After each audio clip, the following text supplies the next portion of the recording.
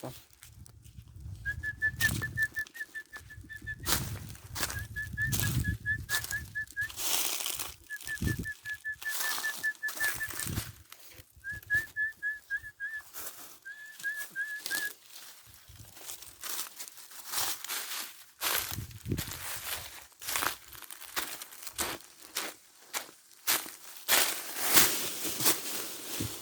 ไม่รู้สัก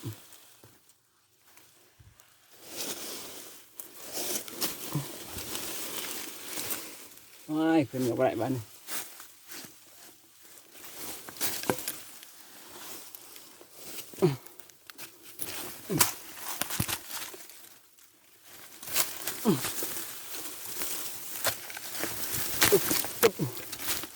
ฟังสัก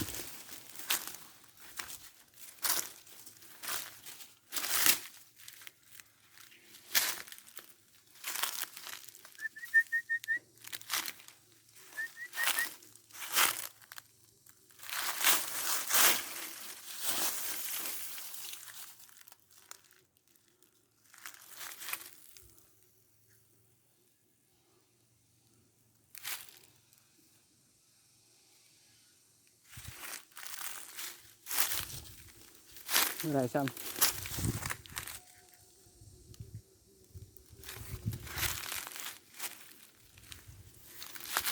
พระจันทร์กระมิดเสียงเหาะมัน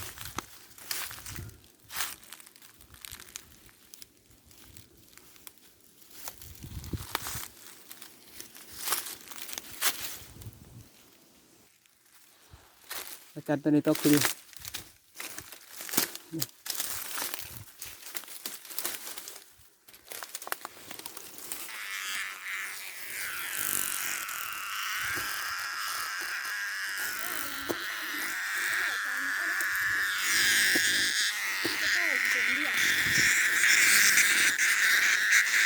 อะไรมาบ้างกระป๋อม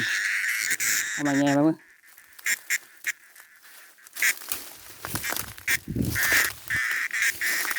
ไปเต้เลย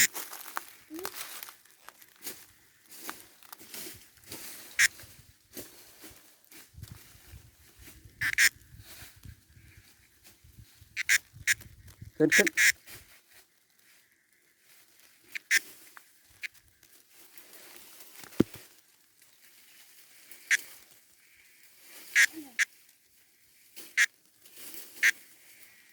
ยังไป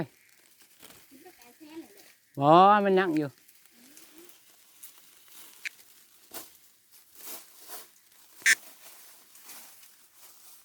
โอ้พี่พี่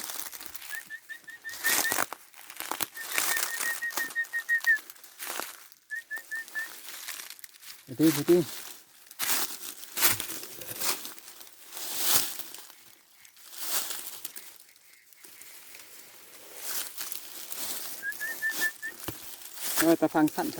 กตะฟังแล้วบองของกูก็ได้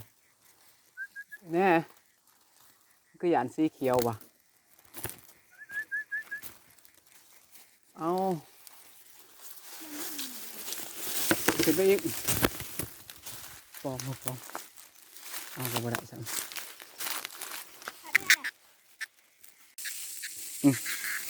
กระจันเลยได้หา6 ตัวแฮ่นะมันอาการหรอปะ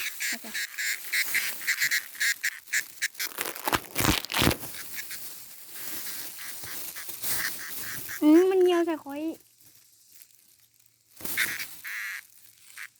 จะทำมันเหี่ยวใส่คอยแล้วก็10 ตัวอ่ะมันเหี่ยวจ้ะรวมกันอยู่ประมาณ10 กว่าตัวมันแฮ่หลายกินตอนติดเถียง มัน เว้ เหี่ ย ยวโลกใส่คอยจะทำนี่มันดู ต่างมาแล้วธรรมศาสตร์มันเหี่ยวมันก็เป็นธรรมศาสตร์บ่ได้คลองกระป้อมก็บ่ได้ อยากเขาด้วยมากัน